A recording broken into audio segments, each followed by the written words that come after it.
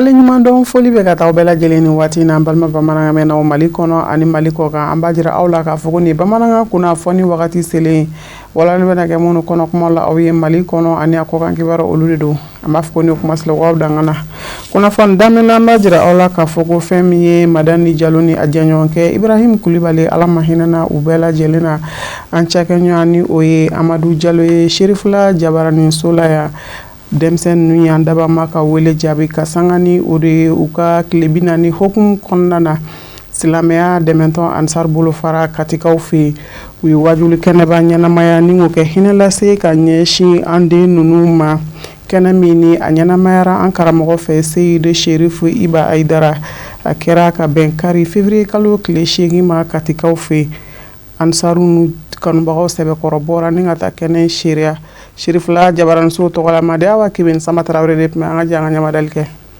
Fɔ cogo min ko ni ma fɛn bɛɛ bɛ saya nin don dɔ la ala ka nin kumakan in bɛ an hakili jigi an baarakɛɲɔgɔn Ustaz Amadu Jalo ani famille Kulibali ye waati gɛlɛnman min tɛmɛ nin kosa in na janvier kalo tile fɔlɔ san 2026 Madani Jalo n'o ye Ustaz Amadu Jalo dencɛ ye ani a tericɛ Ibrahim Kulibali u fila bɛɛ tanyana ka sababu kɛ siraba kan kasara ye tile 40 kɔfɛ balima siraw sigiɲɔgɔn siraw ani baarakɛɲɔgɔn siraw u bɛɛ lajɛlen ye ɲɔgɔn sɔrɔ wajulu su belebele dɔ kɛnɛ kan ni ka tasibila kɛ ka dugawu kɛ k'a ɲɛsin nin funankɛni ninnu ma kɛnɛ min labɛnna ka bɔ famille Jalo ni Ansari tɔndɔn minnu bɛ Kati dugu kɔnɔ a ɲɛnamaya ka bɔ an fa an'an karamɔgɔ dencɛ fɛ a Seyid Ibrahim Haidara Iba DZP fɛ. Le 8 février 2026 an bɛ Kati kɔnɔ yan nɔ an balimakɛ an karamɔgɔ Amadu Jalo Sherifula Jalo a denkɛ fatura o tile 40 kan ka bɛn sini ma donc n'Ala sɔnna an ye wajulu kɛnɛ kelen ne sigi an b'o kɛnɛ de kan wajulu kun fɔlɔ bɛ ka ɲɛnamaya an karamɔgɔ Adamu Jawara fɛ ni ale taara n'Ala sɔnna ma a bɛna dugawu bɛ kuncɛ an karamɔgɔ Sherif Ibrahim Haidara Iba n'o b'a fɔ ma ko DCP ni Ala sɔnna ma ale bɛna dugawu kɛ ka se ka kɛnɛ in kuncɛ ala b'a dɔn denmisɛnnin saya fɛn min don a ma nɔgɔn an b'a kalama k'a fɔ k'a ma nɔgɔn surtout kɛrɛnkɛrɛnnenya la an karamɔgɔ Amadu Jalo a denkɛ fɔlɔ o de fatura an bɛ se ka fɔ a ma fatu yɛrɛ a fagara de parce que sotarama ye a tan a n'a terikɛ k'u tan k'u to moto la ala y'a kɛ ala y'o kɛ o sata ye denmisɛnnin san 17 surtout denkɛ fɔlɔ an ka laɲini tun ye an denkɛ de ka taa anw lada mais ni ala y'a kɛ anw de ye ale lada an bɛ ala fo sabu ala tɛ kojugu kɛ mɔgɔ la min ye a ko in kun an fɛ kosɛbɛ ka an lafiya o kɛra an karamɔgɔ Seyid Sherif Usman Madani Haidara ale yɛrɛ ka nali kɛnɛ kan an karamɔgɔ an bɛ min f'i ye wallahi Sherif Usman Madani Haidara n'a ka denbaya ni olu sɔrɔ karamɔgɔ ye ni y'u sɔrɔ den mansa ye u wasara an bɛ famille Sherifula fo nin yɔrɔ in na fo ka taa se dante foli min na an tɛ se ka foyi fɔ ka tɛmɛ nin kan karamɔgɔ taara ka dakuruɲɛ kelen min fɔ an karamɔgɔ ye a ko n nana Kati n y'a fɔ Jalo ye a bɛ jɔyɔrɔ min na sisan ne b'a dɔn sabu a ye ale yɛrɛ sɔrɔ o dakuruɲɛ kelen o ye anw wasa o dakuruɲɛ kelen a ye limaniya jiri anw na parce que an b'a dɔn ale yɛrɛ a ye ale yɛrɛ sɔrɔ ale ka kumakan kelen a y'an wasa k'a fɔ ala ka an n'a ɲɔgɔnna wɛrɛw cɛ janya ala ka sirifu kɔnɔ sabati an bɔnna bɛɛ lajɛlen dusukun na. Famille Jalo ni famille Kulibali tɔgɔ la an bamuso ye an fa n'an karamɔgɔ Seyid Sherif Usman Madani Haidara n'a ka denbaya fɔ u ye wulikajɔ ni cɛsiri min kɛ u den fila ninnu ka saya kɔfɛ ni ka tila ka Kati Ansari ka section ni sous-section ani comité tɔndenw bɛɛ lajɛlen fɔ u ka dɛmɛ ni cɛsiri la tile 40 baaraw kadara kɔnɔ. Sigikun ye an ka an mɔden ka banni ko de n'o ye Amadu Jalo den de an bɛ ala fo ka waleɲuman dɔn an bɛ segin tuguni ka ala fo ka waleɲuman dɔn. Allahumma salli ala sayyidina Muhammad salli an bɛ barika da ala ye kosɛbɛ ka barika da an ka karamɔgɔ ye n'o ye karamɔgɔ Haidara ye an bɛ barika da ye a n'a ka denbaya ka barika da kira ye an bɛ segin ka barika da ye n'a ka fonisire ye n'a ka karamɔgɔ ɲuman ye n'a ka ladiriya ye n'a ka jɛɲɔgɔn ɲuman ye a ye baara min kɛ banni don a kɛra ala ɲana saya in filɛ nin a kɛra Amadu ko kelen tɛ a ma kɛ Amadu ba kɛ dɔrɔn ta ye a kɛra bɛɛ lajɛlen de ta ye an bɛ bɔ ka Katikaw fo Kati cɛman Kati musoman an bɛ jɛ k'a bɛɛ lajɛlen de fo nin de ye jɛ ye depuis Amadu sigira Kati yan wallahi ay fasoro ya ay basoro ya ay balmo soro ay sinjus ambe Allah fuka wali nyumando be min ke dalin fle na ton kera amadu kele sapsa fa donala mais amake amadu kele ntaye akera katika betay akera amsar dine mo go betay be chesi be aka kas dimik ku ka amadu ladika bislam manga anaka de ambe bota amadu fo kana furu muso nyuma fo ufora yuti bisina kadi hay ni nere dara ka sabi akadi ka dani kenenga abe hina do mogola abe makari do mogola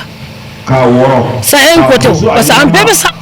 ni minga wati sera de obeta ya tako nyima ambe ala delu odela amba jawla kafo ni wajulu sumi sigira ka ke tasbilan dawta kene ka nyosi malan jaluna terike igon kulbalima a hakilna bora kati ansaru tondo ndefe mini ya jira bamba to somawula kubede kelenye ninkoina kele kunchera ni dawta de kanyesi funangenu numa ani islami shu bela jelema alaka hinula kudai rosma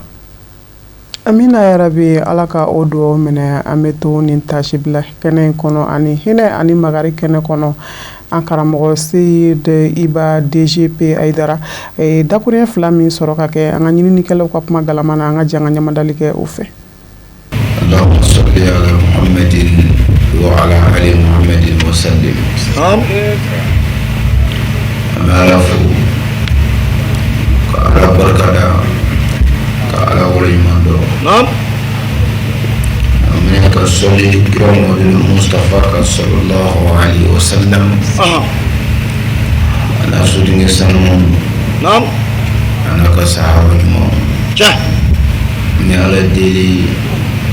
من كناين كام نعم كفران بلجلين كا أرما كشيان النما جديران بلجلين كام آمين الله سبحانه لكن أمرو آمين Allah kana nabla amin Allah to sama rabbi ala bulu ala madirama amin sigi kumemi nam odulentine na ushida cha to wati di katala idra be wati di muluma sikatala go say نعم الله أكبر ما حكلي ما يموي ni nana kalan kɛnɛ kan walima ni bi seli yɛrɛ diɲɛ don o don cɛ i bi dugawu k'i yɛrɛ ye jumɛn na laban ko t'a la o don idara sinɔgɔ bɛ kɛ dɛ كفى بالموت وعيدا نعم فرد كنت صلى الله عليه وسلم أقول سلام وسلام وجري سكت الله فيه إدرا نبى نينا أو فيا نعم أيدو كنير ميمك وجلوك لبامو يمانا نيرك دو ويا لبامو سكت الله فيه دمنت نعم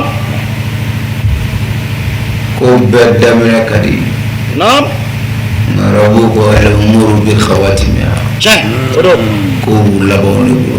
on bi chacha mando misri chawdo sikatala nabi rubu yoro ni misri kacha Allahu akbar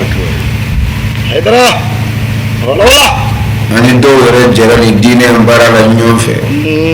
nabi rubu yoro kacha ko yimbe be labane ko aha wallahi alama labango yumana amin mbalmake naam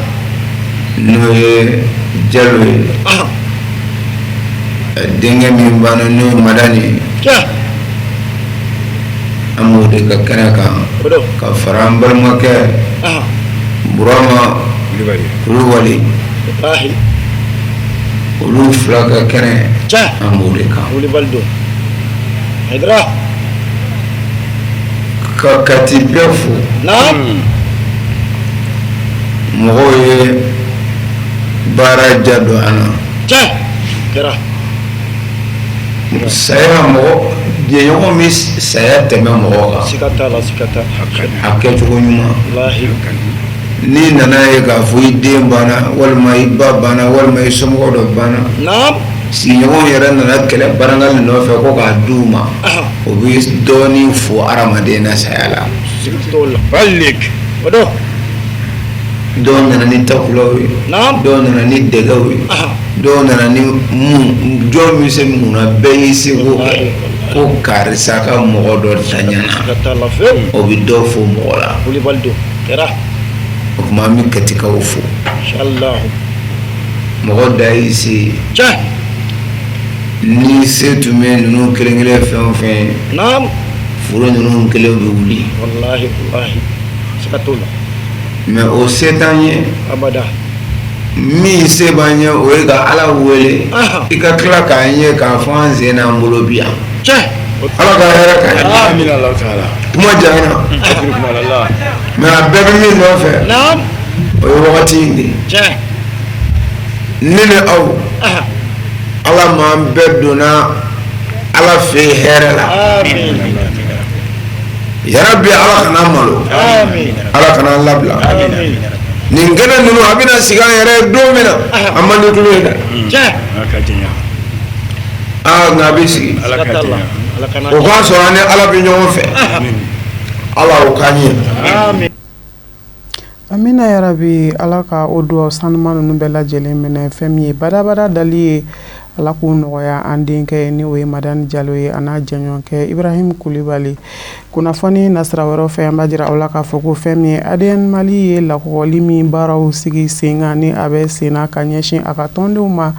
Mali jamana kɔnɔ an b'a jira aw la k'a fɔ ko a ɲɛmaayaso ye Segu mara Ansaru ta bɔ a sira fɛ ka bɛn ni février kalo tile 7 ye sibiri Shirifula misiri sanuma in kɔnɔ baara nin bɛɛ lajɛlen n'u donna Shirifula ciladen kɛrɛnkɛrɛnnen tun ye maa min o de Amadu Kamara ni Daramani Male an ka jan ka sɔrɔ ɲɔgɔn seereya ɲɔgɔn fɛ Sikaso, Buguni, Kucala, o marabolo tɛmɛnen kɔ silamɛya dɛmɛtɔ bureau national ka kulu min ɲɛsinnen bɛ sɛnɛko ma o bisimilara Segu sanga ni Segu silamɛya dɛmɛtɔ Ansaru n'u kanubaw u ka formation ba ye min bɛ tali kɛ sɛnɛ yakubɛliko kan Mali jamana kɔnɔna na ni a hakilina ɲuman bɔra Mali alisilamɛ ɲɛmaaw ka tɔnba Haut Conseil islamique du Mali ma ɲɛma Mali alisilamɛ diinɛ ɲɛmaaw ka fara ɲɔgɔn kan jɛkuluba groupement des leaders spirituels musulmans du Mali ma ɲɛma silamɛya dɛmɛtɔ Ansaru ɲɛjɔyɔrɔ a se yɛrɛ Sherifu Usman Madani Haidara la laɲini ye ka lakɔkɔli kɛ ka ɲɛsi tɔndenw ni tɔn kanubagaw ma sɛnɛ yɛrɛ kɛcogo ɲuman ani a bɛ se ka an nafa cogo min ka bɛn ni bureau national ka baaraw sigilen sen kan a ka commission min ɲɛsinnen bɛ sɛnɛ yiriwali baaraw ma Mali Ansardine kɔnɔna na donc bi an ye an ka coordination de Segu an bɛ n'o ye section 12 ye o bɛɛ délégués bi kɛnɛ kan ka fara tɔn yɛrɛ kanubaga wɛrɛw kan o la sɛnɛ bɛ ɲɛ cogo jumɛn sɛnɛkɛla bɛ nafa sɔrɔ cogo di baara in yɛrɛ sigira sen kan o de kama sɛnɛkɛla ka sa yɛrɛ kɔrɔ a ka balo a ka sɛnɛ la ka sɔrɔ a ma siri fɛn wɛrɛ la kɛnɛya ani lafiya kɔnɔna na an bɛ min fɔ tɔndenw ye minnu ye kalan sɔrɔ fɔlɔ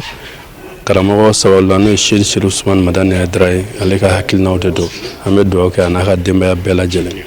donc minnu ye kalan sɔrɔ ka segin a lajɛ kalan in bɛ se ka kɔmasegin cogo jumɛn an ka kiw kɔnɔ an ka kominiw na an ka cercle kɔnɔ et puis u ka taa lawaleya donc o la nin baara min dabɔra a dabɔra ka kɛ jigiya ye an faso Mali de ye sini ma sinikɛnɛ ma ka an jamana dɛmɛ ka tunga ta ka se ka fɛɛrɛ siri o la dɔɔni jawuli kɛlɛ k'o waleyali ka se ka fɛɛrɛ siri o la dɔɔni fantanya ka se ka fɛɛrɛ siri o la dɔɔni sabula sɛnɛkɛla n'i ye sɔrɔ kɛ du bi ja ni du jara dudenw tɛ hami ka t'u yɛrɛ faga kɔgɔji sanfɛ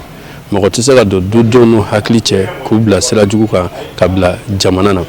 o la jamana sinsin fɔlɔ o ye sɛnɛ de n'o yiriwara laɲini bɛ sabati sɛnɛ hami bɛ karamɔgɔ la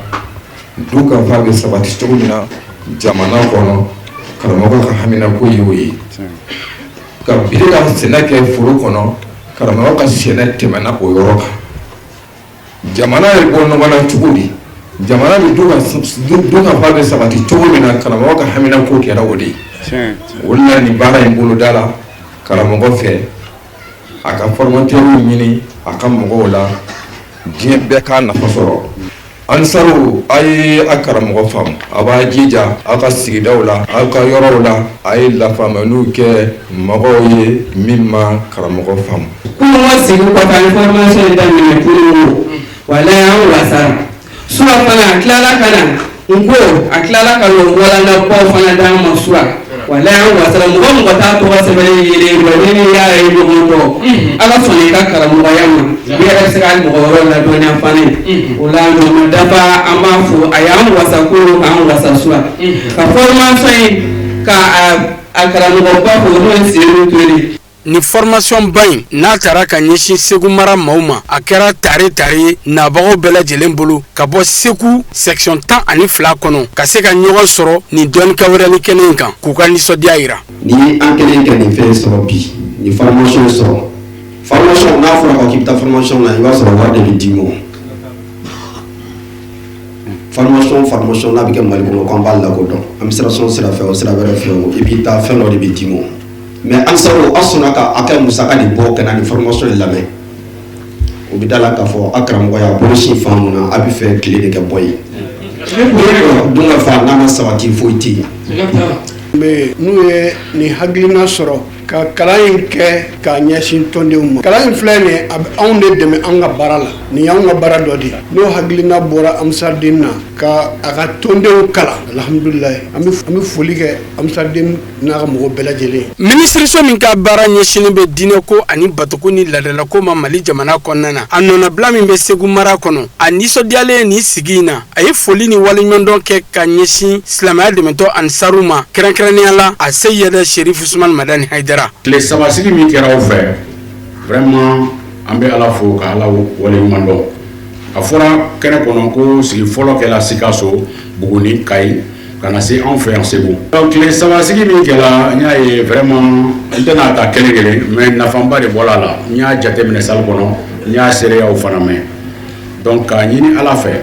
a ka kɛ sababu ye formation in a ka cari fan bɛɛ sur le même programme national mais n'aw ka kɛ projet yɛrɛ ye ka kɛ projet ye ka di diinɛmɔgɔw ma parce que an ta tɛ kuranna kalan ni moriya dɔrɔn ye dɛ non cɛkɔrɔba y'a fɔ an ɲɛna an ka segin k'an ka baara kɛ faut aller travailler et c'est ce que l'État veut jamana fana mago b'o de la misiri kɔfɛ il faut k'an ka taa foro la donc vraiment an ka baaraw kɔfɛ an k'an cɛsiri dugukolo la donc ministre tɔgɔ la diinɛ ministre tɔgɔ la ni formation bɛ kɛ sababu ye ka wale jugu cɛjugu yɛrɛ kɛlɛ ka bɔ an ka denmisɛnninw ka niveau la ne y'o wale jugu n'o y'o fɔ o ye dansago wale ni bamaci wale ni jatigɛ wale ninnu ye et jamana ka service dɔ bɛ yen n'o ye secrétariat permanent de lutte contre l'extrémisme violent et le terrorisme o sigilen bɛ o kama bamakɔkaw b'a a kalama kosɛbɛ a ɲɛmɔgɔba ye docteur Zoué Oumar Diallo donc k'a ɲini Ala fɛ kalan min kɛra aw kɔnɔ aw bolo kalan min kɛra a ɲɛsin aw ma bi n'a bɛ continuer Ala k'a to bɛɛ ka nafa bɔ a la Ala k'a to sigida wɛrɛ ou bien san wɛrɛ a ka segin ka s'anw ma yan ka na sɔrɔ vraiment nous sommes des champions comme ça a été dit Segu. An b'aw ladɔnniya k'a fɔ ko Segu kaw ka nin formation ba in n'a taara tile 3 bɔɲɔgɔnko la a sen fɛ da sera fɛn minnu ma minnu bɛ tali kɛ dugukolo labɛnniko ɲuman bagaji dilanko ɲuman farafinnɔgɔ labɛncogo ɲuman olu n'a ɲɔgɔnna wɛrɛw caman da sera nin bɛɛ lajɛlen ma laɲini min b'a la o de ye ka se ka dunkafa sɔrɔ ani yiriwa o ka se ka sabati Mali fantan 4 bɛɛ lajɛlen na kɛrɛnkɛrɛnnenya Segu mara kɔnɔna na lajɛrɛba in a kow bɛɛ lajɛlen bɛ don o hukumu kɔnɔ. Kunnafoni nasira wɛrɛ fɛ an b'a jira aw la k'a fɔ fɛn min ye CME agroalimentaire a ka produit kura min ni a cɛw baaraw bi sen na min sen fɛ an ka ɲininikɛlaw ye wuli ka jɔ kɛ ni ka taa u ɲɛ da a sun yɛrɛ kan ni o ye a usine ye tɛnɛn sɔgɔmada cogoya min na ka se ka kunnafoni jɔnjɔn sɔrɔ a ko la Aliamidu Badini ni Seydou Ɲare de tun don Musa Fɔnba bɛna ɲɛfɔli kɛ taama in kan. Boisson sumalen an ka manevinya taala dɔ don an y'an yɛlɛma an bɛ boisson sumalen ɲini k'a ni lafiya nka ka bɛn ni nɛnɛ février kalo tile 9 in ye sa boisson duman kanubaw a y'a sigi ni boisson duman ye k'a sabu kɛ CME agroalimentaire ka usine brasser ba a namɛ ni boisson kura ye boisson min ye jiriden nɔnɔ gwɛrɛgwɛrɛ jabibi mangoro ani namasa nin jiriden nɔnɔ gwɛrɛgwɛrɛ de kɛmɛ ka ɲɔgɔn sɔrɔ nin boisson kura in na Mali silamato nga fara ɲɔgɔn kan jɛkuluba au conseil islamique du Mali ma ɲɛma Mali silamadinɛ ɲɛmaw ka fara ɲɔgɔn kan jɛkuluba groupement des leaders spirituels musulmans du Mali ma ɲɛma silamaya dɛmɛtɔ ansaru ɲɛjɔyɔrɔ a Sejada Sherif Ousmane Madane Haidara tɔgɔ n'a jatara an bɛ boisson min kan. Sema Agro ye usine ye mun bɛ boisson dilan an bɛ bidɔnma kɛ ka kanatima kɛ ka denmisɛnnin ta fɛnɛ kɛ n'o ye sachet en même temps an bɛ concentré fɛnɛ kɛ n'o ye mangoro concentré ye n'o ye nemuru kumuni ye n'o ye nemuruba ye o ni anana an b'olu kɛ o ni hali an ka jus locaux ninnu n'o ye dabileni ni gingembre an b'olu bɛɛ bayɛlɛma bayɛlɛmani dabɔra pour que an bɛ se ka Mali sɛnɛkɛlaw dɛmɛ kosɛbɛ parce que Mali la yan fɛn caman bɛ tiɲɛ période ko de don i n'a fɔ nemuru période bɛ yen i bɛ nemuru sɔrɔ f'a bɛ tiɲɛ mangoro fana bɛ kɛ ten nemuru fana bɛ kɛ ten tomati o fana bɛ kɛ ten donc ni idée nana de pour que ka Mali produit valoriser. Wulikajɔ bɛ senna usine kɔnɔ nin boisson cocktail kura in ni bani jana tɔgɔ taara an bɛ a kan Seme agroalimentaire Braseba usine directeur bi ɲɛfɔli kɛ an ye baaraw taacogo kunga n'u ka diɲɛ dɔnni kura mansinbaw ye minnu ɲɛsin bɛ boisson in dilancogo ma. Kanɛti ba 7 700 ani 80 olu de bɛ palette kelen kɔnɔ donc et puis il y a cogo min na a protégé don par un plastique et entre les différentes couches il y a des intercalaires de B pour que nɔgɔ kana se et puis transport la yɛrɛ a kana tiɲɛli kana kɛ bon donc n'a nana an ka usine na yan donc ni machine min bɛ an kɔfɛ la comme aw yɛrɛ ɲɛ b'a la ni machine a tɔgɔ ye dépalettiseur ye bon dépalettiseur ye ale ka baara ye min ye ka palette ni ka couche ninnu bɔ une à une ka canette vide ninnu bila convoyeur kɔnɔ donc n'a y'a bila convoyeur kɔnɔ convoyeur b'a sama ka taa n'a ye an bɛ canette vide ninnu an b'a sanango avec de l'eau qui est traitée ji min a sɛgɛsɛgɛlen don donc a b'a sanango kɔnɔna na ani kɔfɛla la. O tɛmɛnen kɔ sa boisson in bɛ labɛn cogo min na sa nin y'an donnen ye o kɔnɔ nin y'a ɲaaminen ye ka tila pewu a bɛ sɔrɔ ka taa bila a sɛnɛ yɔrɔba kɔnɔ sa kanɛtiw bɛ sɔrɔ nka bin ka tɛmɛ ndɛmɛ daminɛ mansinbaw sanfɛ u bɛ lafa kelen kelen a lafa n'a ka datugu o ye ɲɛtugu ni ɲɛ yɛlɛ ye a baara bɛɛ lajɛlen nɔkun fɛnɛ taama bɛ jateminɛ nasira fɛ sɛgɛsɛgɛli nasira fɛ ni ka boisson duman bila a ka bolo kan boisson min b'a ka kɛnɛya kɔrɔ don k'a ka farifoni kɔrɔ don saniya kɔnɔ ani lakana kɔnɔ. Centilitre 37 o de bɛ an ka canette ninnu kɔnɔ donc n'a bɔra remplisseuse la datugulan bɛ sigi après a bɛ serrer pour que ji kana bɔ n'o banna donc canette ninnu bɛ taa pasteurisateur kɔnɔ pasteurisateur ye min ye tubabukan na bamanankan na o ye machine ye min bɛ procédé physique utilisé ka ni ala y'a kɛ banakisɛ bɛ boisson kɔnɔ a b'u bloqué a b'u bloqué donc ale bɛ baara kɛ ni kalaya de o kalaya fana bɛ bɛn yɔrɔ jumɛn ji de b'a la mais vapeur donc vapeur kɔrɔ ye min ye i bɛ ji tobi sisi min bɛ bɔ o de bɛ utiliser ka ji ninnu kalaya n'a y'a kalaya donc canette ninnu bɛ bɔ étape par étape ka bɔ pasteurisateur kɔnɔ o kɔrɔ ye pasteurisation kɛra ka ɲɛ. sɛgɛsɛgɛli labanw kɛlen kɔ nin y'an selen ye ja taara yɔrɔ ma canette kan bani ja n'a tɔgɔ ni ka boisson in yɛrɛ kɛ ladegebali ye nin y'a labɛn dɔ ye ka bɔ usine da fɛ usine fankelen fɛ laboratoire cogo bɛ yen sɛgɛsɛgɛli bɛ taa kunjɛ yen fana k'a dɔn k'a fɔ sariyaw bɛɛ lajɛlen dafa an bɛ yanni bɔli cɛ. Après an bɛ inspection k'a la parce que e m'a ye kɔnɔna dɔ don mɔgɔ ta ye a falen dun bɛ a ma fa mɔgɔ ta ye mais détecteur de b'an bolo wulu wala automatique wulu b'a lajɛ n'a ma fa dɔrɔn u bɛ canette u b'a gosi ka bɔ ligne la donc minnu ka ɲi de minnu falen don normal la olu de bɛ tɛmɛ donc n'a tɛmɛna an bɛ date an bɛ image wala date k'a la a dilala wagati min na a kɛra lot min kɔnɔ a kɛra a bɛ expiré don min na an b'o bɛɛ bila canette kɔnɔna na. nin boisson cocktail kura in tiɲɛ don a mindaro ka di nka waleɲuman dɔn fɛnɛ don ka ɲɛsin maaba mɔ maa min y'a ka ɲɛnamaya fanba bila silamɛya diinɛ lapasali bolo kan a faso ba maliba jɔli bolo kan a fɔ ba ɲumankɛ a Seyida Cherif Ousmane Madani Haidara Mali silamatɔnw ka fara ɲɔgɔn kan jɛkuluba au Conseil islamique du Mali ma ɲɛma Mali silamadina ɲɛmaw ka fara ɲɔgɔn kan jɛkuluba groupement des leaders spirituels musulmans du Mali ma ɲɛma silamɛya dɛmɛtɔ Ansaru ɲɛjɔyɔrɔ.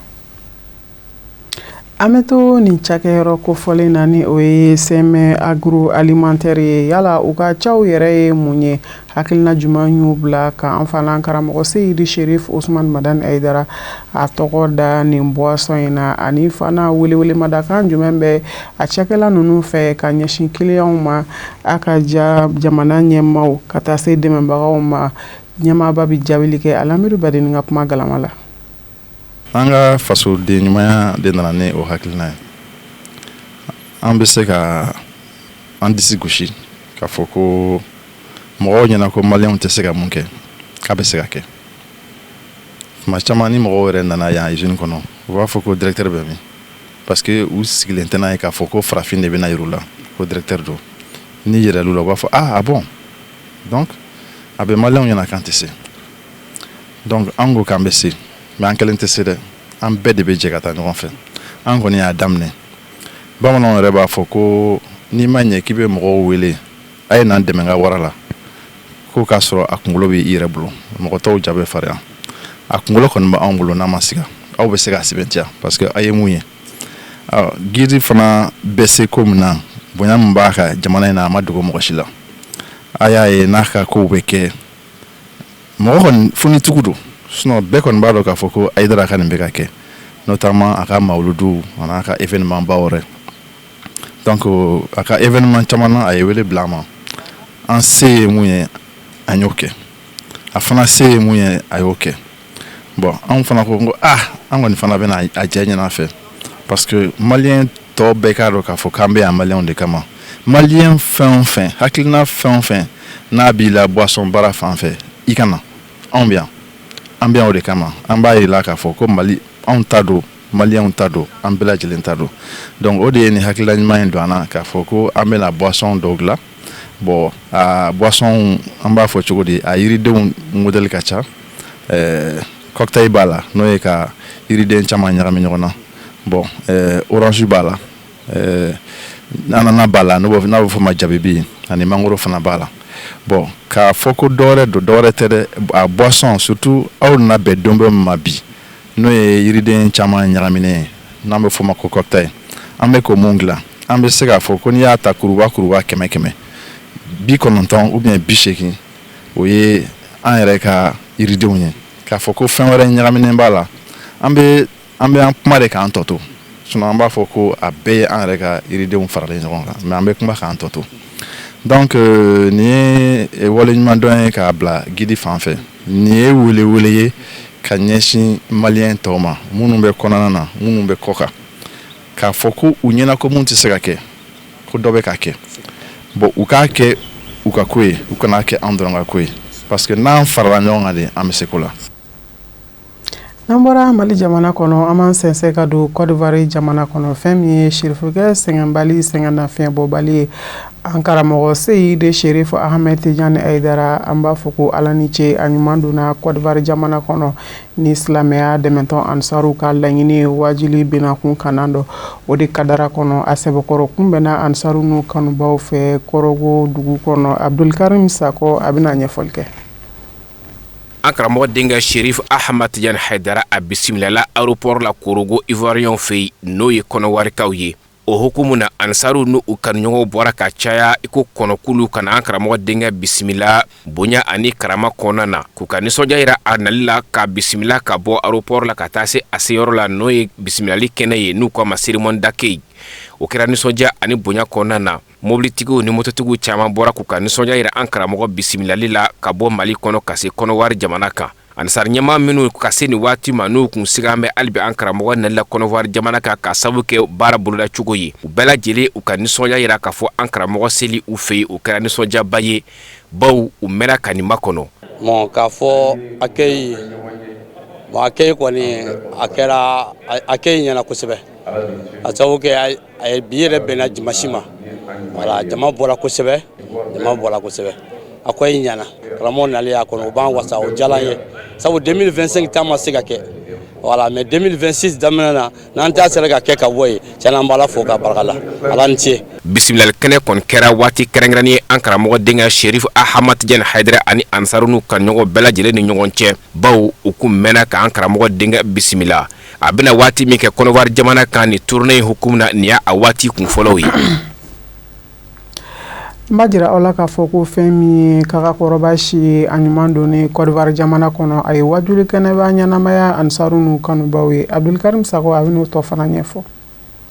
Sherif Ahmad Tidiane Haidara a bisimilalen ko Kɔnɔwarikaw fɛ n'o ye cérémonie d'accueil ye a sigila ka na sufɛ surafana t'o donnen ko ka na wajulu belebele ɲɛnamaya o kɛnɛ fɛnɛ kɛra bonya ani nisɔndiya kɔnɔna na baw Ansaru bɔra ka caya i n'a fɔ laadala. An karamɔgɔ denkɛ a ye wajulu kɛ ni ka foli walimakɛ ka ɲɛsin Ansaru bɛɛ lajɛlen ma u ka wulikajɔ la a bisimilali la Korogo n'o ye Kɔnɔwari jamana ye. A ka wajuluw kɔnɔna na a ye bilasiraliw caman fɔ min bɛ bɛn ni keleya sabati adamadenw ni ɲɔgɔn cɛ kɛrɛnkɛrɛnnenya ma silamɛw ani ɲɔgɔn cɛ. Ni kɛra kɛnɛ kɛrɛnkɛrɛnnen ye Ansar ɲɛmɔgɔw bolo ka foli ni walimakɛ ka ɲɛsin an karamɔgɔ ma n'o ye Sherif Usman Madani Haidara ye. O baaraw kɛra u fɛ ka sababu kɛ a denkɛ ye u cɛma n'o ye Sherif Ahmad Tidiane Haidara Kɔnɔwari jamana kɔnɔ ni ka laban ka welelu kɛ ka ɲɛsin Ansaru ma cɛsiri ani ladegeli la halibi ka taa karamɔgɔ n'a ka denbayaw ma. A ye dɔ fara an ka ko bɛɛ lajɛlen kan dugu ani dugumɔgɔw bɛɛ bɛ ɲɔgɔn kan fɔ Amsaridini yɛrɛ ko kama bi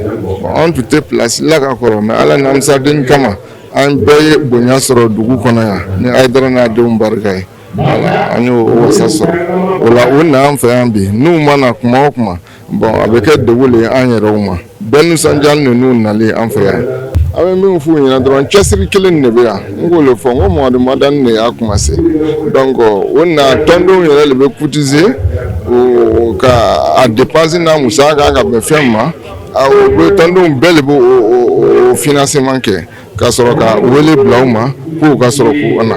voilà ala k'an n'aw dɛmɛ vraiment an bɛɛ fɛn o fɛn b'a la aw minnu b'a cɛsiri a taga ni ka segiw la voyagew ni Mali ni ɲɔgɔn cɛ an b'a la ɲini ala fɛ kɛnɛya a b'a ala bolo ala k'o da an n'aw ma. Ni wajulu kɛnɛ kɔni kɛra kɛnɛba ye baw jama bɔra ka caya i ko laadala ni ka kɛnɛ kuncɛ ni baya layiru wɔɔrɔ tali ye. An bɛ to nin kɛnɛ sanuman in kan an karamɔgɔ Seyidi Sherif Ahmed Tidiane Haidara a ye dakuruɲɛ fila min sɔrɔ ka kɛ kanubaw ye an ka janga ɲamadali kɛ o fɛ. K'an ka diinɛ ɲɛmɔgɔw fo k'an ka imamuw fo o ye an bisimila bi kɔrɔkɔ misiriba imamu ani a baaraɲɔgɔn ko zini mɔgɔ tɔw ka tila ka kan minnu fɔ bisimilalikaw na i b'a dɔn kanu silamɛya ka kelenya a n'a ka balimaya o y'o yira ko sara t'an bolo ala ka hɛrɛ kɛ an ni u ye o kɔfɛ ka jamiya fasabu islami fana fo u ka nin baara ninnu na nin tɛ taa fiyewu ni wulikajɔ tɛ ni musakaw tɛ nin tɛ taa fiyewu ni min ni nafolo diri tɛ nin baara bamanin n'u ye Ansaru bolo fan bɛɛ fɛ a tɛ k'a yɛrɛ ma cɛ dɔw de dilen don muso dɔw de dilen don ala ka nin diinɛ jango a ka se yɔrɔ sɔrɔ ka Côte d'Ivoire bɛɛ fo kɛrɛnkɛrɛnnenya an bɛ mara min na bi n'o ye kɔrɔkɔ a n'a mara k'u bɛɛ fo baara o ye min daminɛ a san janyana k'a fɔ Haidara ka denbaya sɔrɔ o ka an fɛ san kɔnɔ n'a kɛra siɲɛ kelen ye ala ka yɔrɔ minnu nɔgɔya sen ka jɔ ye ka ɲɔgɔn ɲɛnafin bɔ an b'o sira de kan alhamdulillah a daminɛ su in na a daminɛ hɛrɛ la cogo min ka ɲini ala fɛ ka kuncɛ hɛrɛ late yarabi ala ma kɛra a daminɛ o de ye nin donba ye ko ala alakira ka bangeli. Amanto Kodbar jamana kono kan sense kata jien fan wɛrɛ kunnafoni sɔrɔlenw kan Musa Fɔnba ale ka ɲininenw do.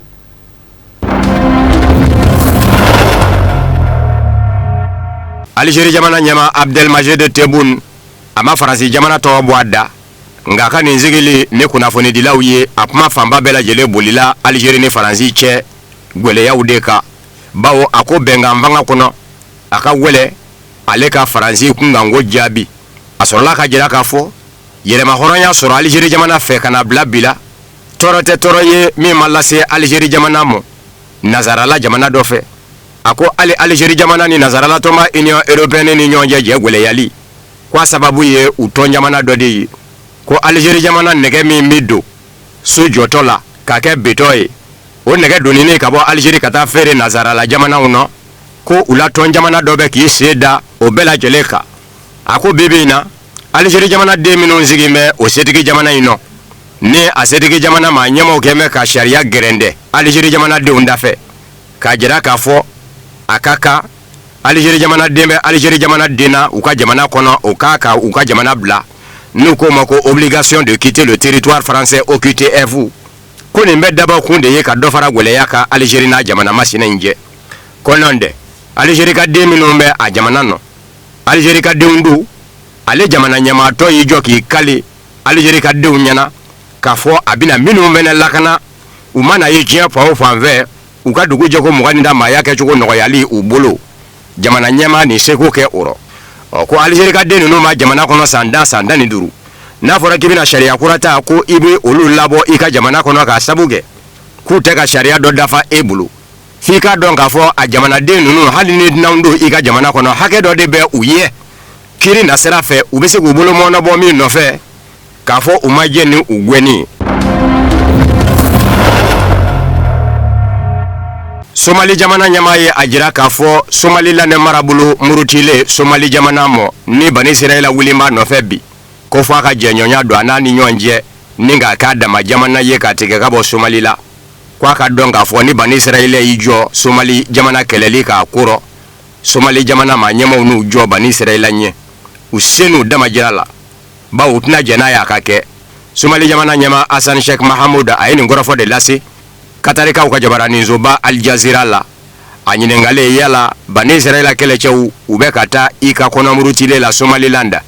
e dɔnko ye mun ye a rɔ a ko bibi in na siga tɛ min nɔ Bani Israɛl kɛlɛcɛ kelen o tɛ Somaliland mara murutilen kɔnɔ san 2025 décembre kalo la jamana ɲɛmaa kun y'i boloma da lakanajɛkulu kɛrɛnkɛrɛnnen ka sɛgɛsɛgɛli kunnafoni dɔw kan minnu kun y'a jira a la k'a fɔ Bani Israɛl kɛlɛcɛw bina ka doni daminɛ Somaliland mara murutilen kɔnɔ ni nka u ka kɛlɛcɛw daga yɔrɔ cogo Somaliland ko nka ko bibi in na tigɛnga yɛrɛ la kɛlɛcɛ tɛ Somaliland ni Bani Israɛl tɔgɔ la a ma ladɔnya k'a fɔ Bani Israɛl de kɛra jamana ye min ye kɔnɔmurutilen lakodɔn a dama jamana ye a b'a da Somali jamana ko k'a ta don diɲɛ seleke naani jamana tɛ min ma lagosi se Bani Israɛl mɔ a ko rɔ k'a sabu kɛ wali jamana kunkanko a man ka jamana wɛrɛ ka t'i ɲin do o rɔ Bani Israɛl ma ɲɛmaaw ye a da Amérique jamana ɲɛmaaw tulo kan k'a fɔ u laban bɛ sɔn ka Iran jamana bunde u kelen ni Amérique jamana ma fara u kan kɔrɔfɔ mɛnna ka bɔ Bani Israɛl kunnafoni jari ngafe la min bɛ wele ko The Jerusalem Post a kɛmɛ k'i boloma da Bani Israɛl ma ɲɛmaa dɔw ka kuma kan ko minisiriso min bɛ Bani Israɛlakaw fɛ yen n'a ɲɛsin bɛ surasiya mɔ a ye kɔrɔfɔ da Amérique jamana surasiya ɲɛmaayaso tulo kan n'o ye Pentagone ye dɔgɔkun tɛmɛnen ko bawo Bani Israɛl tɛn'i sigi ka Iran jamana lajɛ a ka mugufili ta min ye tiɲɛni dɔ ye kun sango juin kalo la tile 12 kɛlɛ kɔnɔ Iran jamana ka tɛmɛ n'o labaarali ye ko Bani Israɛl k'i sigi k'o lajɛ ko Bani Israɛl tɛna jɛ n'o ye nka kunnafoni di gafe The Jerusalem Post ye a jira k'a fɔ o n'a ta bɛɛ Bani Israɛl ka Iran jamana bunde sisan olu ma da la k'a fɔ o ɲɛ b'a kɔnɔ fɔlɔ a kɔni bɛ k'i ɲɛmada ko in kɔni fɛ n b'a kɛ n t'a kɛ a b'o danga de la ko Bani Israɛl ma ɲɛmaaw kɛ mɛ ka Amérique jamana ɲɛmaa Donald Trump ye k'a fɔ hali ni a ko a bɛ Iran jamana kɛlɛ a bɛ sɔn ka kɛlɛ in da fa dɔ de fɛ olu dun mago bɛɛ mugujugu dilan dama balidi tɛ mugufili ta n'o ye missile balistique ye o bɛɛ ka kɛlɛ Iran jamana kɔnɔ Iran jamana kɛlɛtɔ Amérique jamana dun tɛna na don o bɛɛ da fɛ o de y'a to u bɛ ka ŋaniya k'a fɔ u laban bɛ sɔn ka susuli ta u yɛrɛ tuna k'a kɛ Amérique jamana kɔ. Vladimir Putin ka ciden kɛrɛnkɛrɛnnen min ni a ka baara bɛn bɛ ka cakɛɲɔgɔnya n'u don Rusila ni diɲɛ jamanaw ni ɲɔgɔn cɛ. Kirill Dmitriev a ka laseli dɔ la a ko bɛɛ k'i sigi n'a ye k'a fɔ Angleterre minisiri ɲɛmaa Keir Starmer dɔgɔkun nata a b'a jɔyɔrɔ bila ka bɔ minisiri ɲɛmaaya la k'a sabu kɛ a ka minisiri ɲɛmaayaso kɔnɔ chef de cabinet Morgan McSweeney o ye wala sɛmɛ ka bɔ chef de cabinet ya la a dafɛ k'a sabu kɛ Amérique jamana nafolotigiba Jeffrey Epstein min kan ko kɛ bɛ ka diɲɛ labɔ bi k'a sabu kɛ a kun tɛ dɔ wɛrɛ la ka den da n'u minɛ ni ka bi olu ka a n'a teriw ka ɲajɛ kɛnɛbaw labɛn diɲɛ maramasa caman y'i yɛrɛ sɔrɔ a ɲajɛ ninnu nɔ bi jamana ɲɛma yɛrɛ Amérique Donald Trump o jɛ ɲɔgɔn sɛbɛ kundu ko minisiri ɲɛma Angleterre Keir Starmer a ka chef de cabinet n'o ye Morgan McSweeney ye ale jɔyɔrɔ bonyana Peter Mandelson nin kɛli la Angleterre jamana lasigiden ye Amérique jamana kɔnɔ a bɛna ta Peter Mandelson kun ye Jeffrey Epstein dagawuli teri ye ko in kɛra sababu ye ka lasigiden wuli ka bɔ a jɔyɔrɔ la sango bibi in na Angleterre minisiri ɲɛma Keir Starmer ka chef de cabinet n'o ye McSweeney ye ale fɛnɛ n'an bɛ a jɔyɔrɔ bila ka sabu kɛ ɲugun kɛra la ko a sɔnna cogo jumɛn ka nin n'a ɲɔgɔnna kɛ Angleterre jamana lasigiden ye Amérique jamana kɔnɔ maa min jɛɲɔ tɛ dɔ wɛrɛ ye den da n'u lajaba b'a kɔ n'o ye Amérikikaw ka waritigiba Jeffrey Epstein ye o de y'a to Vladimir Putin ka ciden kɛrɛnkɛrɛnnen jɛɲɔgɔnya donni na diɲɛ jamanaw ni ɲɔgɔn cɛ Kirill Dmitriev ye a jira k'a fɔ bɛɛ k'i sigi n'a ye k'a fɔ Angleterre minisiri ɲɛma dɔgɔkun nata a bɛ wala sɛbɛn ka bɔ minisiri ɲɛmaaya la. Volodymyr Zelensky Ukraine jamana ɲɛma k'a fɔ ɲɛjugu ɲɛɲuman ko fɔ ani Rusila jamana ɲɛma Vladimir Putin ɲɛ ka kɛ naani ye yala a b'a fɛ ka Ukraine ka denw de naani wa wale kelen a b'a fɛ ka Ukraine jamana denw de don fili lɔ Chakov ye o y'a jira Volodymyr Zelensky la k'a fɔ a bɛ se ka na Rusila faaba la Moscou ani Vladimir Putin ka ɲɔgɔn ye a ko ni Volodymyr Zelensky sera mɛ yɛrɛ a ka dɔn k'a fɔ Rusila jamana b'i jɔ n'a ka lakana ye k'a bɔ Ukraine fɔ Rusila nka mɔgɔ bɛ taa bala min na ko Volodymyr Zelensky Ukraine jamana ɲɛma sina k'i can k'i jɔ ko Rusila jamana nali tɛ e fɛ ko ye ko n'o bɛ Vladimir Putin ma ko Vladimir Putin ka na Ukraine faaba la Kiev ale fɛ kuma na ni ka sɔrɔ k'a jira Ukraine jamana denw na k'a fɔ Rusila jamana ɲɛma de bɛ wuli ka jɔ la ɲɛjugu ɲɛɲuman ko fɔ ni Volodymyr Zelensky ka ɲɔgɔn ye ko ni n'a m'i jɔ bi k'a fɔ k'a ka di ye k'i ni Rusila jamana ɲɛma ka ɲɔgɔn ye ko nafa jumɛn bɛ o la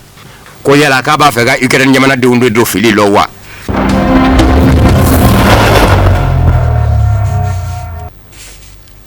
Anw tɛ sɛgɛn waleɲuman dɔn foli kura la ka lase aw ma fo yan fa aw sigiyɔrɔ la an balima bamanankan Mali kɔnɔ ani Mali kɔkan ka jira aw la k'a fɔ ko nin fana bɛ dan sigi bi bamanankan kunnafoni sɔrɔlen na minnu labɛnna kunnafonidiso ɲɛmaayaso fɛ ka bɛn ni nin kuma in ye aw ni ce a ka ɲamadaliw la a k'an mɛn o tɔn talaw n'ala man ka jɔnya jɔ an na.